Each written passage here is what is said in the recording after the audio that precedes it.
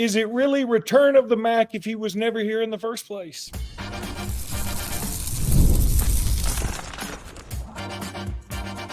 You are Locked On Bama, your daily podcast on the Alabama Crimson Tide. Part of the Locked On Podcast Network, your team every day. Hey, everybody, and welcome back into Locked On Bama. Luke Robinson, that's me. Jimmy Stein, that's him. This episode is brought to you by Gametime. I'll talk about Gametime here in just a little bit. But, Jimmy, Alabama has been getting commitments left and right here from the transfer portal. The first of which was King Mack, who's macking his way to Tuscaloosa. And big pickup. I mean, this was a former top 100 guy in the country from Penn State, playing a position of need for the Tide, if you ask me. And I'm pretty excited about it. He's sort of replacing two guys, really, with Peyton Woodyard and Tony Mitchell, both deciding to hit the transfer portal after spring practice. Left Alabama a little shorthanded at safety, and there's King Mack. He's a national top 100 prospect. So he's sort of in line with how good Peyton Woodyard and Tony Mitchell were. I mean, this is a kid pretty much as ballyhooed as both of those guys. What's interesting, though, I don't think we'll see a ton of King Mack this fall. My guess is the starting safeties will be Keon Sabb and Malachi Moore with Devontae Smith at the Husky spot. I do think King Mack can push all those guys, and I think he might even compete a little bit maybe with Smitty if they play him at Husky. But he's definitely a major contender to be a starter next spring. So this is a future starter type player. Penn State has recruited really well on the defensive side of the ball. We had an interesting blurb on BOL from our On3 writer that covers Penn State. Tim Watts talked to the On3 guy that covers Penn State, and he says, hey, this was not a dude they chased off at all. They were crushed when he left. So really, in so many ways, this was like the Tony Mitchell and Peyton Woodyard situation in Alabama. It's not like Alabama went to Woodyard and they're like, hey, we want you out. I mean, he left. They didn't want him to leave. But he just felt like he'd have a better situation for himself at Oregon. And King Mack apparently felt the same way, at Penn State, where he's like, hey, I'm gonna check this out, check out this Alabama situation, and he'll be a major contender to start next year. Will be a depth guy, probably a guy we see on special teams. Super kind of one of these super quick guys for the safety spot, a cover safety of sorts. I mean, it'll be good at man coverage. Oh, I almost muted, but I didn't. No, I didn't think so. Yeah, almost muted. I didn't. I think this is a nice pickup. And then, just like we predicted, it doesn't make us special. A lot of people predicted that. I'm having trouble with this shirt. I just bought this shirt online from somewhere else. And I always made fun of this guy who does an Auburn show with us, or at least he used to. And he always used to have the biggest Auburn logo there ever was on his shirt. I was like, did you take that off the basketball court? Because that's the biggest logo I've ever. It's like Flavor Flav made a logo. And this shirt came with a gigantic logo. And I feel like I can only wear it at home to lounge in now. So I sort of like it. I sort of like it. You don't talk about old Gino Vandermark. Gino Vandermark. The Sopranos. And shout out to, BOL said, a week ago, that we're in good shape for Gino Vandermark and King Mack. And we had a third guy this week. Who was it? Who was the other guy? Vandermark, King Mack, and Deshaun Jones from Wake Forest. Hey, you are muted right now, by the way. It's perfect. Oh, shoot. I was yelling the answer. I'm talking. I was yelling the answer. I was like, why am I saying Deshaun Jones? Yeah. Deshaun Jones, Vandermark, and Mack, King Mack, all as projected by BOL last week or predicted by BOL. They all committed. Now they're all on board. Vandermark is really big, Luke. In some ways, he's one of the more valuable guys, I think, that got out of the portal, because I can see him as Alabama's sixth lineman. They really didn't have one, and you've got to have one. There's no way you're going to play an entire fall with just 5 offensive linemen. I mean, someone's going to get hurt, and when someone gets hurt, you need someone off the bench who's ready to play. Here's a guy who's got 8 career starts at Michigan State. Now they're at guard, but our understanding is that he practiced a lot of significant snaps at center in practice. He's not new to the center position. I think that's going to be his primary spot at Alabama, is the number 2 center. But keep in mind that if Alabama loses Booker or Roberts at guard, I think here's your guy who's going to step in at guard and play in their spot. So a 6th offensive lineman, sort of replacing James Brockermeyer as the number 2 center, but he's got more game experience than Brockermeyer had. And Geno Vandermark, a lot like King Mack, a serious contender to be a starter in 2025. And who's to say he's very likely to start games in 2024. Again, the idea that you're going to keep 5 linemen healthy through this new expanded long season, unlikely. This guy, we knew him because he played for Coach Cap at Michigan State, which is where Coach Cap coached last season. So this is a guy who just simply decided to follow his coach.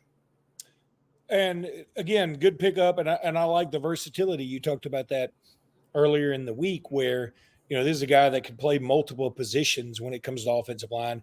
And I think that's what we're kind of looking for, because when you're unsettled, you want somebody that is pretty good, pretty experienced, and can move around. I mean, he does, we're not expecting him to come in and be all SEC. I mean, I'd love for him to be, but I don't think that's necessarily what's going to be happening. So 3 big pickups this week. Is there anybody else out there that Alabama's even looking at? I think that there is a possibility that Alabama is going to work to sign Khalil Jacobs, the the inside linebacker from South Alabama. I don't know that the odds of that are good, but I think they would potentially like to sign him. I think that situation is a little up in the air. Let's be honest, if you're Khalil Jacobs, he would be a future starter at Alabama, in my opinion, but I think a lot of the other schools recruiting him sort of see him as a guy that might start for them this year. And at Alabama, we have Jahad Campbell and Deontay Lawson inside, both who have the eligibility to return next year, although I doubt either one does, but they could. I think that's where we're getting sort of negative recruited by the Missouris and the Auburnses of the world in terms of, hey, you can start for us now at Alabama. You're in line behind those guys. But he's played for Kane Womack. He knows the defense. I think when he got in the portal, if you asked him the day he got in the portal, where are you going to go? He probably would have said, I think I'm going to go to Alabama. But I think other SEC schools have stepped in and started recruiting him and saying, hey, you're an immediate starter for us. I think fans see South Alabama and they're like, oh, this kid's just a depth guy. He can really play. This guy is an SEC player. He's good. And if he does pick Auburn or Missouri, I won't be surprised one bit to see him as an immediate starter there. Well, I will say this. The rumor mill on Auburn boards is, for whatever reason, he won't end up there anymore. Now, I mean, it's Missouri. Yeah, it may be Missouri. It may be Alabama. Who knows? Maybe Alabama. But anyway, I think that's why he got in the portal. I don't know that. I'm thinking when he got in the portal, it was Alabama. But then other schools are like, hey, there's Deontay Lawson, there's Jahad Campbell, and we've got a spot for you here as a starter. Okay, got to tell you about Game Time. Interesting story. And I think we will talk about baseball in the second segment just because this was an interesting thing. But as far as the baseball game goes yesterday, I used Game Time to get my tickets right before I went to the game. That's how easy it was. They were great seats, very inexpensive. My son and I got to go. I swear on my life, I used the Game Time app, and I loved it. Couldn't have been any easier. Couldn't have been any quicker. And so I would highly recommend it. But the NBA playoffs are going on. If you're fortunate enough to be somewhere where an NBA playoff game is going on, use Game Time, because I'm telling you, it's the best. You will love it. You'll get to see where your seats are. They have all these guarantees. Use promo code LOCKEDONCollege for $20 off your first order. But you know what? Even if it's $20 off, and that can certainly help. But I mean, it's so inexpensive anyway. You don't even really need a promo code. I mean, I'm telling you, I got in the Bama baseball game last night. I want to say my grand total was like $14 for 2 people. It was something bananas. And it was totally worth it. So go check out Game Time. You will love it. You will love it. You will love it. Look, take the guesswork out of buying NBA tickets with Game Time. Download the Game Time app, create an account, use code Locked On College for $20 off your first purchase. Terms apply. Again, create an account and use code Locked On College. You know how to spell it, all one word, for $20 off. Download Game Time today. Last minute tickets, lowest prices, guaranteed. So I did go to the baseball game yesterday, and I mean, honest to God, Jimmy, I don't know that I went to one baseball game while I was at the university for 4 years. I don't know, because it was when we had Schnickenbacher, Snicker, Barry Schallenberger, and he was awful. And but anyway, I don't think I went to a baseball game. I think I've only been to like maybe 2 in my life, including last night, and I enjoyed it. And a few things. First of all, you and your lovely wife, Kelly, were there. We got to see each other. We never get to see each other. Yeah. And we got to see each other. And a fan of the show came up and whose wife knew me from Alexander City. And we got pictures with his lovely daughter. It was all sweet.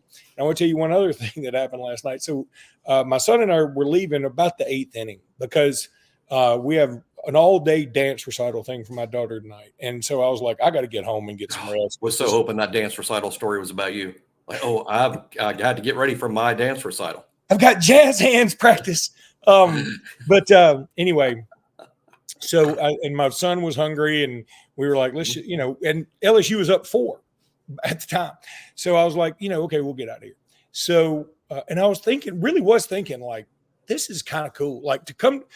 We came at the last second, bought tickets at the last second, got in at the last second, got seats at the last second, watched the game, had a good time, didn't spend a boatload of money, and was able to get out easily. It's pretty fun to go to a baseball game. I mean, football games, we're a football podcast. We're a basketball podcast, and I love both those things. But it's an act of Congress just to go to a football game sometimes. It's like an event. It's an ordeal. Now, that can be good and it can be bad.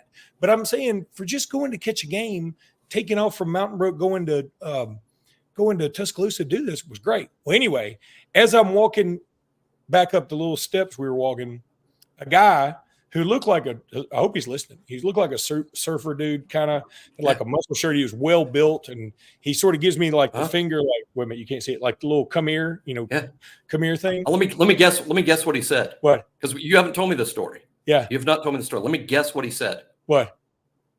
Did you have your Built Bar today? Did he? No, but that would have been funny. I would have been even almost better than what he did. So he said, come here.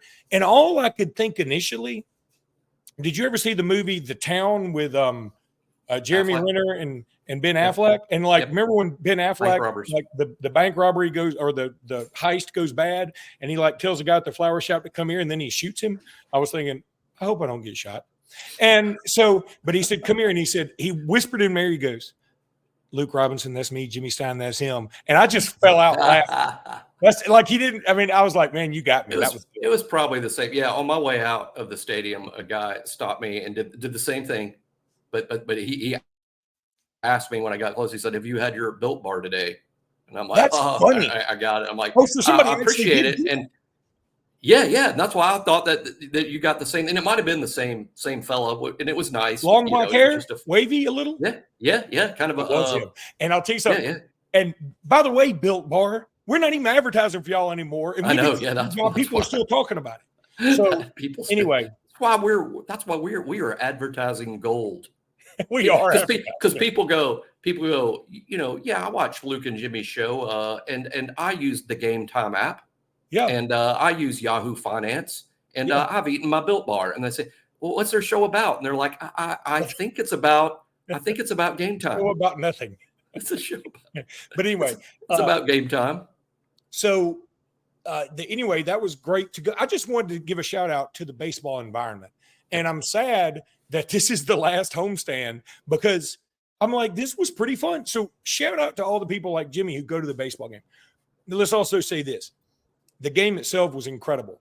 And here's the other thing.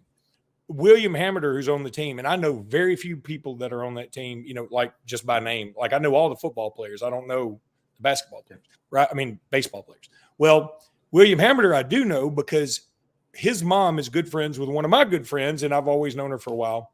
And so he gets a triple last night that scores a run, gets a single that scores a run, hits the game winner that's just sort of a dribbler and Chris Stewart with a fantastic call. And Roger Hoover.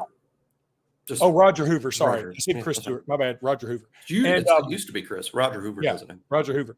And then I got to see his mom too, like in the middle of the game. So I got to see her like randomly. It was just really cool to be there. And Alabama gets this big win. By the way, Auburn also loses, which pretty much takes them out of even a sniff at Hoover, which is great too. So it's kind of a cool night for Alabama. And I just thought it was fun. I don't really necessarily want to talk about the game any because I can't add anything to it because I don't know baseball that much. But I'm going to say this. You mean like that won't be the last baseball game I go to. I feel really good about the program. We sat right behind the dugout. Gametime gave us great tickets, right? We sit right behind the dugout of Bama. And like they are pretty active the whole time. Like the guys are talking and it seems like this team's got some chemistry. And I just dug it. If you hadn't been to a baseball game, there are 2 games left. Good luck. So go to them. But I'm just telling you, it was fun. And I like the trajectory of this program. For those interested in going to the game on Sunday, if you're hearing this, there's all sorts of Mother's Day stuff that they're doing. Like I think flowers for all the moms at the front gate, but also the football team. Several members of the football team will be behind the center field fence at a Yay Alabama type thing, signing autographs for fans out beyond the center field fence tomorrow. So football signing, flowers for moms on the final home game of and I we were there for the whole game. And normally I'm there for the whole game, but last night it was a bobblehead night. But you had to get there early and get your little slips to get your bobbleheads. We just so happened to do that, but you had to stand in this line in the bottom of the 7th. And we stood in a line for 20 minutes and got our bobbleheads, but we're like, we're not going all the way back to the seats. Let's just go. So we're not actually in the stadium either. And it was a classic. But I watched it. I mean, we got back to the condo in time. So I watched the end and following along. But it was just kind of ironic that me and you were there at the game. That is and separately left early. But ours was just like, we just stood in line for 20 minutes and missed the bottom of the 7th. Let's just go ahead and go. Man, it's a good team. What I want to give a shout out to Rob Vaughn for doing such a great job is this team started the season. It's all about pitching. It's all about pitching. This team started the season where the number 1 pitcher is Ben Hess, the number 2 pitcher is Riley Quick, and the number 3 starter was Abe Moza. Well, you lose Riley Quick opening weekend. He pitched 1 game, lose him for the year. So your number 2 starter's out for the year. The number 3 starter. No, he won't be back till next year. But I'm saying he'll be back next year. He will be back next year, but he'll be, a full year out from pitching. So we'll see how effective he is. But Abe Moza was going to be the number 3 starter. He's just been ineffective. He got moved to the bullpen. He just hasn't had a good year. So he got demoted. Point is, Hess, who was supposed to be the ace, he's the number 3 starter. And now the number 1 and 2 starters were guys that were scheduled or slotted to be the midweek guys. Yeah. So you have a complete makeshift starting rotation, 2 other players in the bullpen that they were going to be very dependent on all season long, lost for the year. It's a makeshift starting rotation. Now it's a makeshift bullpen. And here they are contending to maybe host a regional, playing in the toughest conference in the country. That's awesome. A shout out to Rob Vaughn for basically keeping it together with duct tape and baling wire. But this is a team that hits well. And even though we left early last night, you did too, Luke, it was 7-3. But I knew from watching this team all year long, hey, don't think they won't make a run at this. And they did. And they won it in the bottom of the 9th with 2 outs. But this team can score and pretty good offensively, period.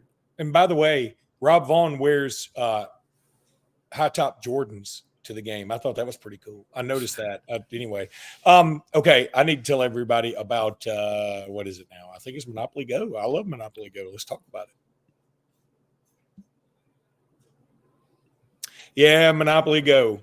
Look, we got to pause here and talk more about Monopoly Go. I know what you're saying. Flag on the play. You've already talked about it, Luke. But there's just so much good stuff in this game. In Monopoly Go, you can team up with friends for a time tournament where you can work together to build up each other's boards. The more you win together, the more awesome prizes you unlock. And there's so much to get. Unique stickers you can trade with friends to complete albums for big prizes. Cool playing pieces to travel the board with. And hilarious emojis for toning friends when you smash their buildings or heist their vaults. That doesn't seem funny, but it is. Plus, Monopoly Go. Monopoly Go feels new and exciting every single day with constantly changing tournaments and challenges. There's always new timed events that help you win big, like massive multipliers for everything you win or rent frenzies. There's always something fun to discover in Monopoly Go, so get off the bench and go download it now for free on Google Play or the App Store. Look here. Game on, y'all.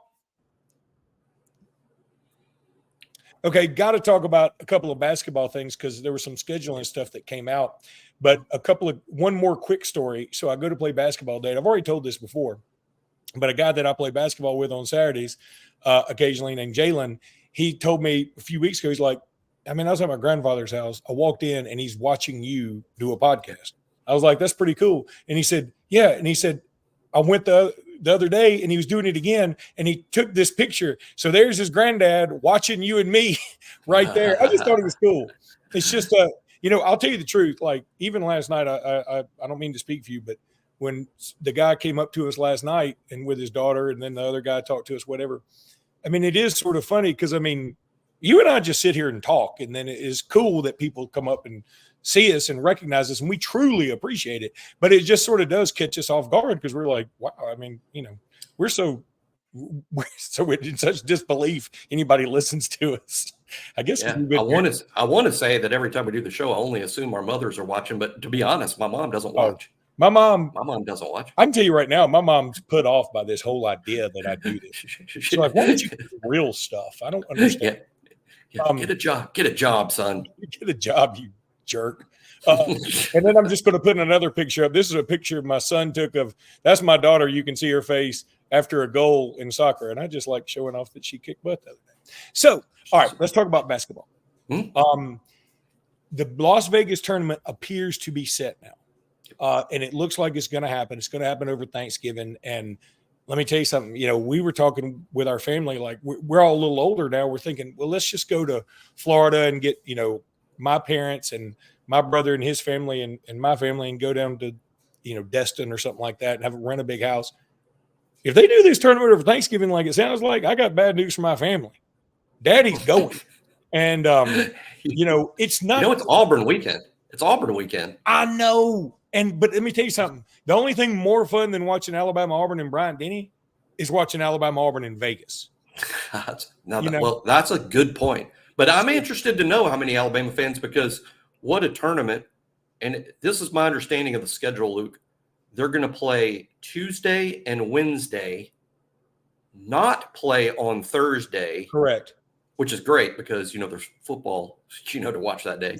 And then play the championship game on Friday.